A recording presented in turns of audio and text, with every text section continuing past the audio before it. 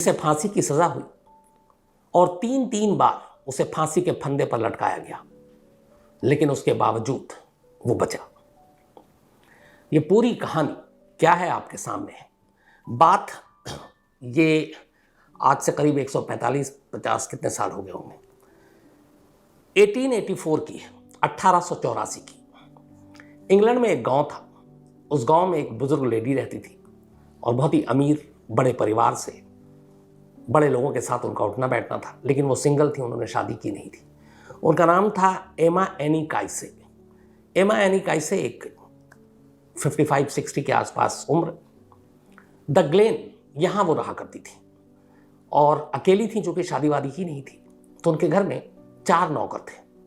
इनमें से 2 बुजुर्ग नौकर थे, सर्वेंट। एक का नाम था एलिजा निक, एक का नाम था जेन। ये दोनों थोड़ी एजेड थे। इसके अलावा उनकी एक कुक थी जिसका नाम था एलिजाबेथ हैरिस, और एलिजाबेथ हैरिस का एक भाई था जिसका नाम था, बल्कि सौतेला भाई, जॉन हेनरी ली। तो ये 4 लोग रहा करते थे। जॉन हेनरी ली की कहानी ये थी कि स्कूल ड्रॉप आउट था, स्कूल छोड़ दिया। उसके बाद इसने कहा कि नेवी में काम करेंगे। नेवी के लिए गया, कोशिश की, लेकिन नौकरी लगी नहीं। फिर बाद में ये कहीं छोटी मोटी नौकरी करने लगा, लेकिन एक बार जिसके यहाँ ये नौकरी करता था उसके ऊपर चोरी का इल्ज़ाम लगा और जॉन ली को जेल भेज दिया गया। जॉन ली जेल चला गया और ये सारी बातें 1879-80 की है, 1889-80 की। जेल में वो रहा और जेल के बाद 1884 में वो जेल से रिहा हुआ और 79 में ये गया था लगभग जेल, और 84 में जेल से रिहा हुआ। रिहा होने के बाद ये बाहर आया, चूँकि इसकी बहन एलिजाबेथ हैरिस ऑलरेडी एमा एनी काइसे के यहाँ काम करती थी और वो एक नेक दिल महिला थी। तो जॉन एली का कोई था नहीं, तो उन्होंने जॉन को अपने पास अपने घर पे रख लिया एक मुलाजिम के तौर पर, क्योंकि ऑलरेडी उनकी सिस्टर उसकी काम करती थी। वो उनकी कुक थी, रसोईया थी, खाना बनाती थी। तो अब जॉन जो है, जॉन हेनरी ली, ये काइसे के घर पे काम करने लगा। ठीक ठाक सब कुछ चल रहा था, लेकिन तभी एक तारीख आती है 15 नवंबर 1884, 15 नवंबर 1884। कई महीने गुजर गए थे जॉन ली को काम करते हुए। 15 नवंबर 1884 की सुबह सुबह काइसे के घर से धुआं उठता है। लोग आस पड़ोस के देखते हैं। इस दौरान में कुछ लोग वहाँ पहुँचते हैं, कुछ पुलिस को फ़ोन करते हैं।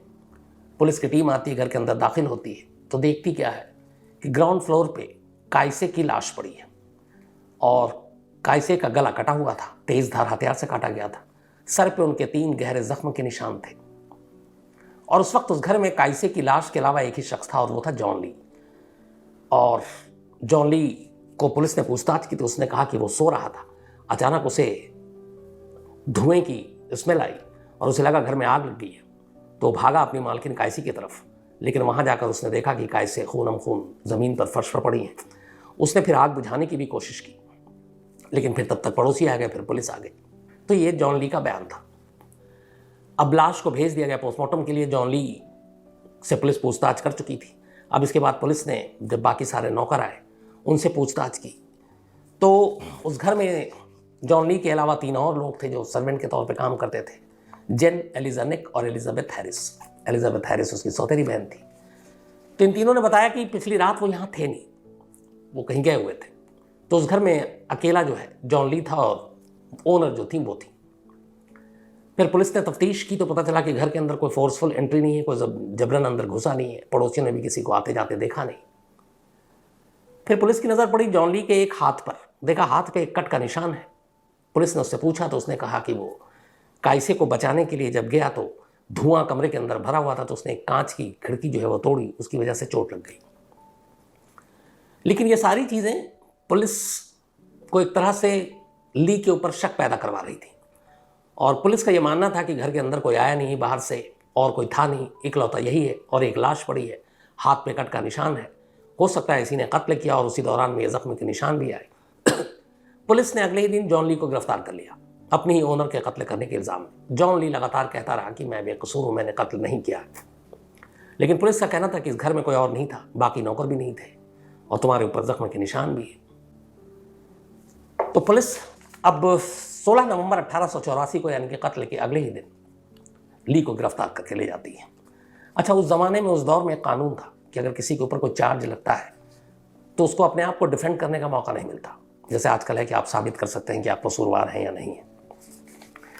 अब पुलिस ने उसे गिरफ्तार कर लिया और गिरफ्तार करने के बाद अब पुलिस मामले की तफ्तीश करती है और तफ्तीश करने के बाद अब केस यानी कि मुकदमा की तैयारी करती है। मुकदमे की तैयारी होती है और पहला ट्रायल शुरू होता है 1 फरवरी 1885, मतलब 15 नवंबर को कत्ल हुआ, 4 महीने के अंदर अंदर ट्रायल शुरू हो गया। 1 फरवरी 1885 को ट्रायल शुरू हुआ और यह मुकदमा सिर्फ 4 दिन चला, ओनली 4 डेज। इस मुकदमे के दौरान बाकी तमाम नौकरों के, पड़ोसियों के बयान हुए। एक बयान ऐसा था जिसने शायद अदालत का रुख साफ कर दिया, और वो बयान किसी और का नहीं बल्कि जॉन ली की अपनी सौतेली बहन का था, जो एलिजाबेथ हैरिस। उसने अदालत में यह बयान दिया जज के सामने कि एक बार उसने अपनी कानों से सुना था कि उसका भाई जॉन ली ये कह रहा था कि एक दिन वो इस घर को आग लगा देगा और कायसी को भी मार देगा उसी आग में। तो जज ने पूछा कि उसने ऐसा क्यों कहा, तो उसने कहा कि उसका तनख्वाह जो है वो थोड़ा सा कम कर दिया था, काट लिया था कायसे ने, और उसकी सैलरी कम कर दी थी, कटौती की, इस वजह से वो गुस्से में था। अब ये बयान ऊपर से कोई और मिला नहीं कि घर के अंदर मौजूद हो। सिर्फ 4 दिन के अंदर अंदर अदालत ने अपना फैसला सुनाया और जॉन ली को सजाए मौत दे दी।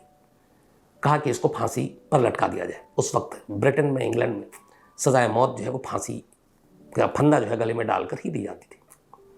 तो सिर्फ 4 दिन, 1 फरवरी को मुकदमे की ट्रायल शुरू हुआ और 5 फरवरी 1885 को अदालत का फैसला आया, जॉन ली को फांसी की सजा दी गई। हालांकि जॉन ली लगातार अदालत में कहता रहा, जज के सामने बार बार कहता था कि मुझे गॉड पर पूरा भरोसा है और गॉड जानता है कि मैंने क्या किया है, मैं बेकसूर हूँ। ये लगातार वो कहता रहा पूरे ट्रायल के दौरान। लेकिन उस वक्त चूंकि वो डिफेंड कर नहीं सकता था, कानून ऐसा था नहीं। दूसरा, बहुत सारी चीज़ें थी जिसकी वजह से भी शायद जॉन ली अपने आप को बेगुनाह साबित नहीं कर सकता था। उस वक्त ना फॉरेंसिक साइंस इतना तरक्की किया था, 1935 से पहले कोई फॉरेंसिक लैब ही नहीं था इंग्लैंड में, और ये 1885 की बात है। इवन फिंगरप्रिंट्स के ज़रिए कि अगर घर में कत्ल, लाश, ये सारी चीज़ें, उंगलियों के निशान मौका वारदात से मिले, वो 1902 में पहली बार वहाँ आया। तो 1935 में पहली बार फॉरेंसिक लैब, 1902 में पहली बार फिंगरप्रिंट्स, और ये इंसिडेंट 1885 का। तो ये सारी चीज़ें भी जॉन ली के खिलाफ गई और वो अपने आप को बेगुनाह साबित नहीं कर पाया। इसके बाद अदालत का फैसला आया और आखिरकार उसकी फांसी की तारीख तय की गई। तारीख थी 23 फरवरी 1885। 23 फरवरी 1885 को सुबह फांसी का वक्त मुकर्रर किया गया और ये कहा गया कि उसी दिन उसको फांसी दी जाएगी। मतलब सजाए मौत के ठीक 18 दिन के बाद जॉन ली को फांसी देने की तैयारी शुरू कर दी गई। अब इस दौरान में इधर ये हुआ कि फांसी की तारीख तय की गई, अभी 18 दिन बाकी है। तभी पता चलता है कि जो उसकी सौतेली बहन है एलिजाबेथ, वो प्रेग्नेंट है और कम उम्र थी, और उस ज़माने में इंग्लैंड में बिना शादी के और इस तरीके से गर्भवती होना उसको बहुत बड़ा एक पाप और गुनाह माना जाता था। तो उसको लेकर वहाँ की सोसाइटी बहुत सख्त थी। अब अचानक पता चला कि एलिजाबेथ प्रेग्नेंट है। अब एलिजाबेथ प्रेग्नेंट है तो उसका इस केस से क्या ताल्लुक, और एलिजाबेथ किससे प्रेग्नेंट हुई? तो फिर धीरे धीरे जब जांच की गई तो पता चला कि जॉन ली का जो वकील था, जो उसका केस लड़ा था उसके डिफेंस में, एलिजाबेथ के साथ उस वकील का, उस बैरिस्टर का रिश्ता था। और अक्सर वो वकील उसके घर भी आया करता था, मिस कायसे की। और ये भी थी कि 15 नवंबर को जब ये कत्ल हुआ, उससे पहले 14 नवंबर की रात भी वो उस घर में आया था। अब एक गर्भवती होना, एक तीसरे शख्स का एक रात पहले घर आना, उसी शख्स का ये कहना कि मैं इसका मुकदमा लड़ूंगा, और फिर उसको फांसी की सजा हो जानी।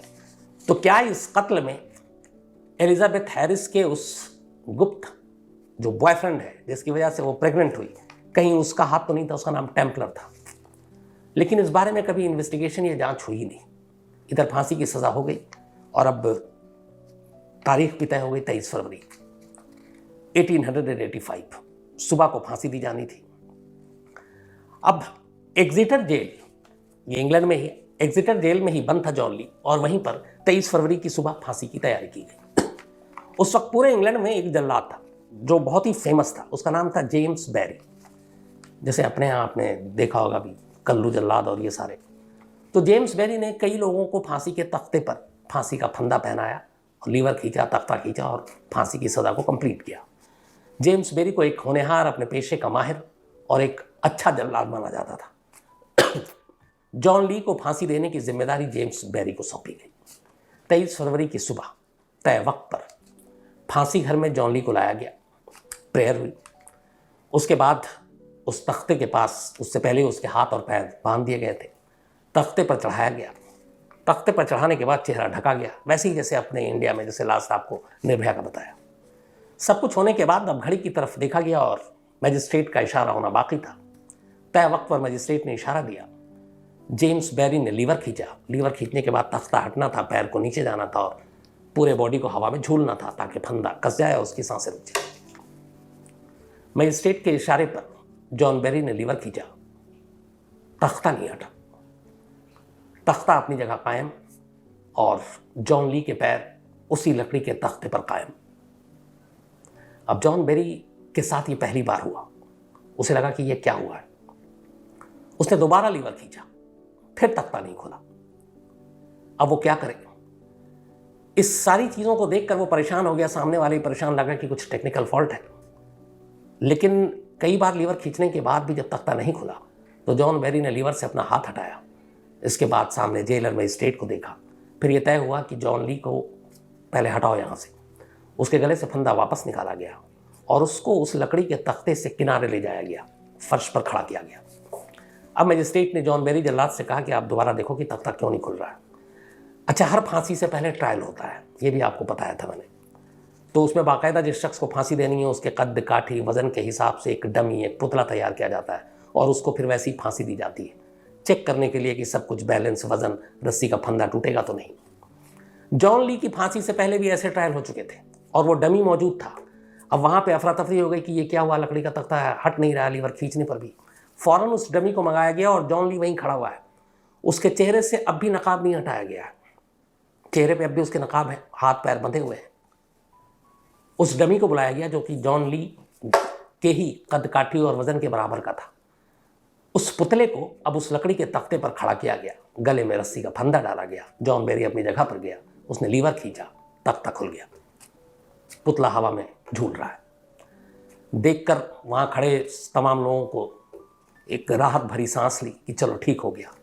इसके बाद इस पुतले को हटाया गया, वापस जॉन ली को फिर तख्ते पर खड़ा किया गया, फिर उसके गले में फंदा डाला गया। जॉन बैरी ने फिर ऊपर वाले का नाम लेकर लीवर खींचा, फिर तख्ता नहीं खुला। कुछ मिनट पहले डमी से वो तख्ता खुल गया था, लेकिन जब जिसको फांसी देनी थी वो खड़ा हुआ, तख्ता नहीं खुला। अब जॉन बैरी फिर परेशान, वो लीवर खींचता रहा, तख्ता खुला नहीं। 6 मिनट निकल गए इस पहली कोशिश में, 6 मिनट्स। 6 मिनट के बाद जब ये लगा कि नहीं होगा, दोबारा उसको हटाया गया, जॉन ली को वहां से तख्ते से। दोबारा हटाने के बाद फिर लीवर चेक हुआ, तख्ता चेक हुआ, फिर डमी को लाया गया, डमी को फांसी का फंदा डाला गया गले में, फिर से लीवर खींचा गया, तख्ता खुल गया। ये दूसरी बार हुआ था। जब दूसरी बार तख्ता खुला, डमी को हटाया गया, जॉन ली को फिर वापस फांसी के उस तख्ते पे खड़ा किया गया, फिर से लीवर खींचा जॉन बैरी ने, फिर तख्ता नहीं खुला। 2 बार 10 मिनट के अंदर जॉन ली को फांसी के तख्ते पर चढ़ाया जा चुका था और दोनों बार नाकाम, तख्ता खुल ही नहीं रहा है। अब सारे परेशान। इसके बाद अब उनके साथ आखिरी कोशिश थी। फांसी के तख्ते के इर्द गिर्द मौजूद हर अफसर, पुलिस वाला, मैजिस्ट्रेट और यहां तक के जल्लाद जेम्स बैरी परेशान। इंग्लैंड के इतिहास में इससे पहले ऐसा कभी नहीं हुआ था। एक शख्स को 10 मिनट के अंदर 2 बार फांसी के तख्ते पर चढ़ाया गया, दोनों बार ही तख्ता नहीं खुला और वो बच गया। और उसकी हालत यह है उधर जॉन ली की कि वो हर बार कांप रहा है, उसके पैर कांप रहे हैं, पर चेहरे के ऊपर काला कपड़ा डला हुआ है, वो देख भी नहीं पा रहा है। और फांसी के तख्ते के इर्द गिर्द आप बातचीत में कुछ नहीं करते, इशारों में बात होती है, उसे कुछ समझ में नहीं आ रहा है, लेकिन उसे लग रहा है कि कुछ तो गड़बड़ है।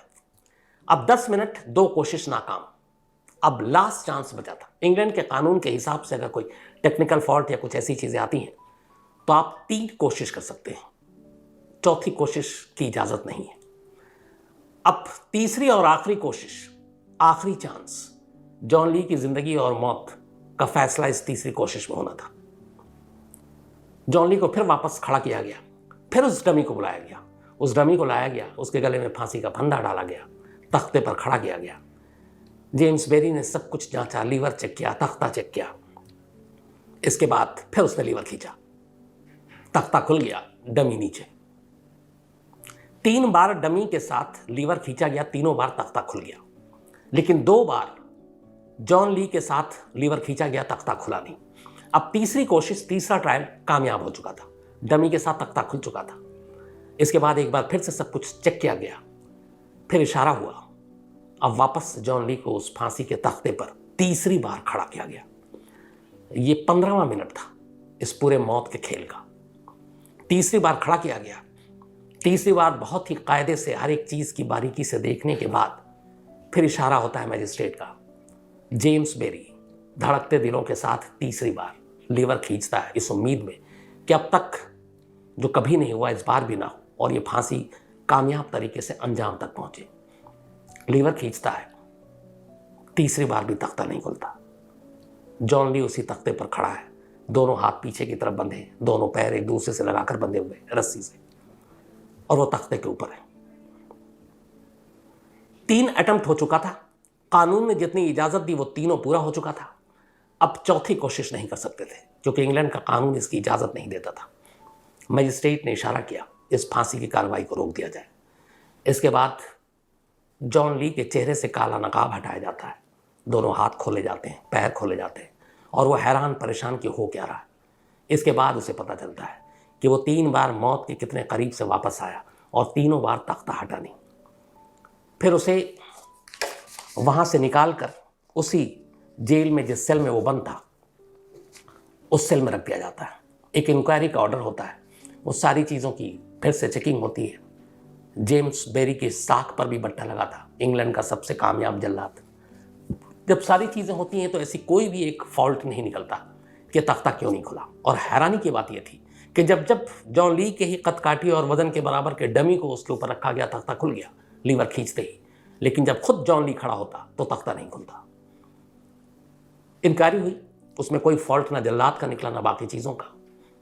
लेकिन जेम्स हैरी को यह नाकामी इतनी बुरी लगी कि उन्होंने अगले ही दिन इस जल्लाद के पेशे से हमेशा हमेशा के लिए अपने आप को दूर कर लिया। उन्होंने इस्तीफा दे दिया। वो एक सरकारी मुलाजिम थे और उन्होंने कहा कि अब वो किसी को फांसी नहीं देंगे। इस्तीफा देने के बाद उस रस्सी को, जिस रस्सी को फंदा बनाकर जॉन ली के गले में डाला गया था, जेम्स अपने साथ ले गए एक यादगार के तौर पर। हालांकि फिर बाद में उस रस्सी को एक नीलामी में बिका और नीलामी में जब वो रस्सी बिकी उसके बाद उस रस्सी को खरीद कर वहाँ एक लिटिल डीन जेल है, वहाँ नुमाइश के लिए रख दी गई। अब इधर जॉन ली वापस जेल आ गया। पूरी एक रिपोर्ट अथॉरिटी और सरकार तक पहुंची। जब ये सारी बातें पता चली तो फिर ये भी बहस हुई कि अब क्या किया जाए, क्योंकि एक शख्स 3 बार मर चुका था जबकि उसे 1 बार मारना था उसके जुर्म के लिए, क्योंकि सजाए मौत सिर्फ 1 बार दी जा सकती है। तो बहस ये हुई कि उसे 3 बार जब फांसी के तख्ते पर खड़ा किया गया तो हर बार वो मर रहा था, हर बार वो कांप रहा था, हर बार उसे लग रहा था कि अब सांसों की डोर टूटी कि तब टूटी। तो एक तो उसके साथ ये गलत हुआ, एक फांसी की सजा 3 बार उसे दी गई लेकिन वो फिर भी नहीं मरा।